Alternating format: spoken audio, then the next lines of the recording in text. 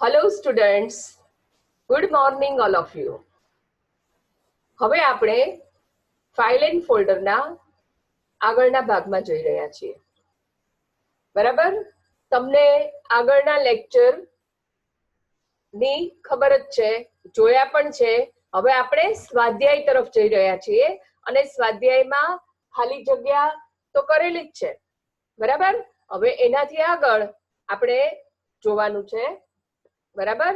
તો ચલો આપણે જોઈએ. એના માટે પહેલા આપણે રિવિઝન કરી લઈએ કે જે ખાલી જગ્યા તમે જોઈ હતી. યોગ્ય વિકલ્પ પસંદ કરી ખાલી જગ્યા પૂરો. પહેલી ખાલી જગ્યા, જ્યારે કોઈ પણ માહિતીને સેવ કરીએ ત્યારે તેનો સંગ્રહ ખાલી જગ્યા સ્વરૂપે થાય છે. તો તેનો જવાબ છે ફાઇલ. બરાબર? બીજી ખાલી જગ્યા, ખાલી જગ્યા એ ચાલક પદ્ધતિનું નામ છે. Word, paint, Windows. તો જવાબ છે વિન્ડોઝ. આ રિવિઝન એટલે કરાવું છું કે તમને મોઢે યાદ જ રહી જાય. ત્રીજી ખાલી જગ્યા, કમ્પ્યુટરના ચોક્કસ પ્રોગ્રામમાં તૈયાર કરેલી માહિતી બતાવે છે. કોણ બતાવે છે? ફોલ્ડર, ફાઇલ, ચાલક પદ્ધતિ. જવાબ છે ફાઇલ. ચોથી ખાલી જગ્યા, વિન્ડોઝમાં ફાઇલનું નામ વધુમાં વધુ ખાલી જગ્યા અક્ષરોનું હોઈ શકે. તો જવાબ છે 255. પાંચમી ખાલી જગ્યા, .doc અથવા .docx એક્સટેન્શન ખાલી જગ્યામાં તૈયાર કરેલી ફાઇલનો નિર્દેશ કરે છે. નોટપેડ, વર્ડ કે પેઇન્ટ? તો જવાબ છે વર્ડ. છઠ્ઠી ખાલી જગ્યા, વિન્ડોઝમાં ખાલી જગ્યા એ ફાઇલો સાચવવાની જગ્યા છે. ઓપ્શન છે ફોલ્ડર, નોટપેડ, ચાલક પદ્ધતિ. અને જવાબ છે ફોલ્ડર. સાતમી ખાલી જગ્યા, ફાઇલ તથા ફોલ્ડરના વ્યવસ્થાપન માટે ખાલી જગ્યા ખૂબ ઉપયોગી છે. ઓપ્શન છે my computer, my document, Windows explorer. તો જવાબ છે મિત્રો વિન્ડોઝ એક્સપ્લોરર. આઠમી ખાલી જગ્યા, ફોલ્ડર પર ખાલી જગ્યા કરી તેને ઝડપથી ખોલી શકાય છે. ક્લિક, ડબલ ક્લિક કે ડ્રેગ? તો જવાબ છે ડબલ ક્લિક. નવમી ખાલી જગ્યા, ખાલી જગ્યા નિશાની દર્શાવે છે કે ફોલ્ડરની અંદર ફોલ્ડર છે. જો ઓપ્શનમાં છે એક ભરેલો ત્રિકોણ છે, એક ખાલી ત્રિકોણ છે અને બરાબરની નિશાની છે, તો આ ખાલી જગ્યાનો જવાબ છે જે પહેલો ત્રિકોણ છે ને ખાલી કલર વગરનો એ. 10મી ખાલી જગ્યા, ફાઇલનું નામ તથા એક્સટેન્શન ખાલી જગ્યા નિશાનીથી જુદા પડે છે. ખાલી ત્રિકોણ, પછી વચ્ચે ડોટ છે અને ભરેલો ત્રિકોણ છે, તો શું આવશે? પૂર્ણ વિરામ, ડોટની નિશાની. ફાઇલનું નામ તથા એક્સટેન્શન ડોટથી જુદા પડે છે. અહીંયા આપણી ખાલી જગ્યા પૂર્ણ થાય છે. બરાબર? હવે નીચે આપેલા વિધાન ખરા છે કે ખોટા તે જણાવો. પહેલું છે વિન્ડોઝમાં ફાઇલના નામના 3 ભાગ હોય છે. સાચું કે ખોટું? તો ચલો જવાબ જોઈએ. આ વિધાન ખોટું છે. જો એના માટે કેમ ખોટું છે એનું પણ મેં જો રીઝન અહીંયા આપ્યું છે તમને, એટલે તમને તરત જ ક્લિક થઈ જાય કે શા માટે ખોટું છે. તો જો મેં બુકનો પાર્ટ લાલ ચોરસમાં એરો કરીને બતાવ્યું છે, એમાં લખ્યું છે વિન્ડોઝમાં ફાઇલના નામના 2 ભાગ હોય છે. સમજાઈ ગયું ને? બીજું, ફાઇલનું એક્સટેન્શન તે કયા પ્રકારની ફાઇલ છે તેનો નિર્દેશ કરે છે. વિધાન સાચું છે કે ખોટું? ચાલો જોઈએ. તો આ વિધાન સાચું છે. એ પણ મેં જો દર્શાવ્યું છે. લાલ બોક્સમાં મેં દર્શાવ્યું છે, દેખાણું તમને? ફાઇલનું એક્સટેન્શન તે કયા પ્રોગ્રામની ફાઇલ છે તેનો નિર્દેશ કરે છે. ત્રીજું, વિન્ડોઝ ફાઇલના નામ બાબતે કેસ સેન્સિટિવ છે. સાચું કે ખોટું? તો વિધાન ખોટું છે. એ પણ જોઈએ. જો મિત્રો લખ્યું છે ને કે વિન્ડોઝ ફાઇલના નામ માટે કેસ સેન્સિટિવ નથી. આ બધા જે મુદ્દાઓ હતા ને આપણે આગળ આવી ગયા એમાંથી જ આ ખરા ખોટા છે. બરાબર? જો અહીંયા દર્શાવ્યું છે કે નયન આ રીતે લખો, પહેલો અક્ષર એન કેપિટલ, બીજું બધું જ નયનમાં સ્મોલ, છતાં પણ એ એક જ નયન લેશે. બરાબર? ચોથું, ફોલ્ડરના ઉપયોગથી અલગ અલગ પ્રકારની ફાઇલોને જુદી પાડીને સાચવી શકાય છે. સાચું કે ખોટું? તો આ વિધાન સાચું છે. જોઈ લો, ફોલ્ડર એટલે શું? એ જે પેરેગ્રાફ છે એમાં દર્શાવેલું છે કે ફોલ્ડરના ઉપયોગથી અલગ અલગ પ્રકારની ફાઇલોને જુદી જુદી પાડીને વ્યવસ્થિત રીતે સાચવી શકાય છે. પાંચમું, ફોલ્ડરના નામને એક્સટેન્શન આપવું જરૂરી છે. સાચું કે ખોટું? તો આ વિધાન ખોટું છે. ફોલ્ડરના નામને એક્સટેન્શન હોય નહીં. જો લખ્યું છે ને, ફાઇલના નામની જેમ ફોલ્ડરના નામને એક્સટેન્શન હોતું નથી. છઠ્ઠું, એકવાર ફોલ્ડર બની ગયા પછી તેને રિનેમ કરી શકાય છે. સાચું કે ખોટું? તો વિધાન સાચું છે. ફોલ્ડરના નામને રિનેમ કરી શકાય છે. જો દર્શાવ્યું ને મેં ફોલ્ડર પર કઈ કઈ પ્રક્રિયાઓ થાય છે, એમાંથી આપણે એક પ્રક્રિયા એનું નામ પણ બદલી શકીએ છીએ, રિનેમ, અને એની શોર્ટકટ કી F2 છે. આ પણ મેં અગાઉના લેક્ચરમાં તમને બહાર મૂકીને કીધેલું છે. ઓકે. સાતમું, ફાઇલ તથા ફોલ્ડરના વ્યવસ્થાપન માટે વિન્ડોઝ એક્સપ્લોરર ખૂબ ઉપયોગી છે. તો આ વિધાન સાચું કે ખોટું? તો આ વિધાન સાચું છે. જો મિત્રો અહીંયા લખ્યું છે ને, તમામ ફાઇલ તથા ફોલ્ડરનું વ્યવસ્થાપન કરવા માટે વિન્ડોઝ એક્સપ્લોરર ખૂબ જ ઉપયોગી છે. સમજાઈ ગયું? આઠમું, વિન્ડોઝ એક્સપ્લોરરમાં જે આ વરેલી કલર વાળી નિશાની છે ત્રિકોણ પર ક્લિક કરવાથી તે ખાલી ત્રિકોણમાં બદલાઈ જશે. સાચું કે ખોટું? તો આ વિધાન ખોટું છે. જો અહીંયા દેખાણું તમને કે શું થશે? ખાલી નિશાની ભરેલામાં બદલાઈ જશે. ઉપર ઊંધું લખેલું છે. બરાબર ને? એટલે વિધાન ખોટું છે. અહીંયા તમને જો મેં દર્શાવ્યું છે, યાદ રાખવાનું છે બરાબર. હા. નવમું, ફાઇલ નેમ તેની ઓળખ છે. સાચું કે ખોટું? તો વિધાન સાચું છે. ફાઇલનું નામ એ તેની ઓળખ છે.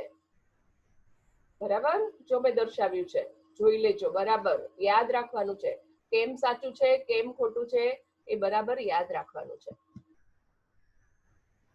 10મું, ડી ડ્રાઈવમાં તમને લાઇબ્રેરીઝ ફોલ્ડર જોવા મળશે.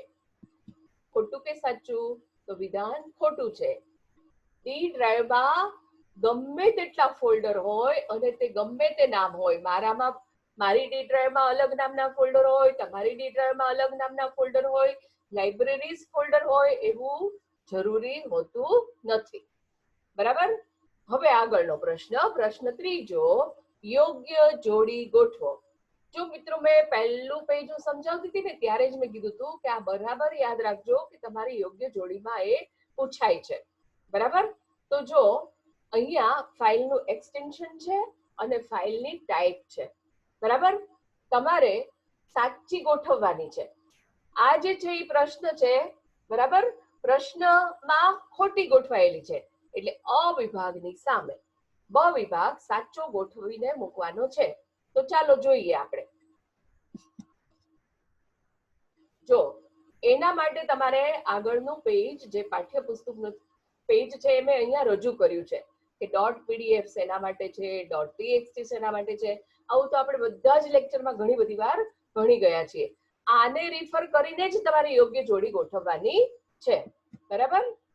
તો જો હવે મેં સાચો જવાબ લખેલો છે. ફાઇલનું એક્સટેન્શન અને ફાઇલની ટાઈપ .doc or .docx. તો એની સામે આવશે વર્ડમાં તૈયાર કરેલી ફાઇલ. .pdf તો એની સામે આવશે એક્રોબેટ રીડરમાં તૈયાર કરેલી ફાઇલ. .psd તો ફોટોશોપમાં તૈયાર કરેલી ફાઇલ. .xls or .xlsx તો એક્સેલમાં તૈયાર કરેલી ફાઇલ. અને .txt તો નોટપેડમાં તૈયાર કરેલી ફાઇલ. આ સાચો જવાબ છે. આખી સાચી યોગ્ય જોડી અહીંયા રજૂ કરી છે. હવે આપણે જઈએ મિત્રો પ્રશ્નોના જવાબમાં. નીચે આપેલા પ્રશ્નોના જવાબ લખો. પહેલો પ્રશ્ન છે, વિન્ડોઝ 7 માં ફાઇલ એટલે શું? તો ચાલો મિત્રો એનો જવાબ જોઈએ. જો મેં જવાબ સ્ક્રીન પર રજૂ કર્યો છે એને સાંભળીને પણ તમારે લખવાનો છે, અથવા જોઈને લખશો તો પણ ચાલશે. પાકી નોટમાં આખો સ્વાધ્યાય આ રીતે પૂર્ણ કરવાનો છે. તો જવાબ છે વિન્ડોઝ ચાલક પદ્ધતિ. કૌંસમાં છે ઓપરેટિંગ સિસ્ટમ. ચાલક પદ્ધતિનું ઇંગ્લિશ થાય ઓપરેટિંગ સિસ્ટમ. માં આપણે જ્યારે કોઈ પણ માહિતીને સેવ કરીએ છીએ ત્યારે તેનો એક ફાઇલ સ્વરૂપે કમ્પ્યુટરમાં સંગ્રહ થાય છે. આમ ફાઇલ કોઈ પ્રોગ્રામને લગતી માહિતી રજૂ કરે છે. આ એનો જવાબ છે. બીજો પ્રશ્ન છે, વિન્ડોઝ 7 માં ફોલ્ડર કેવી રીતે બનાવશો? તો ચાલો જોઈએ જવાબ.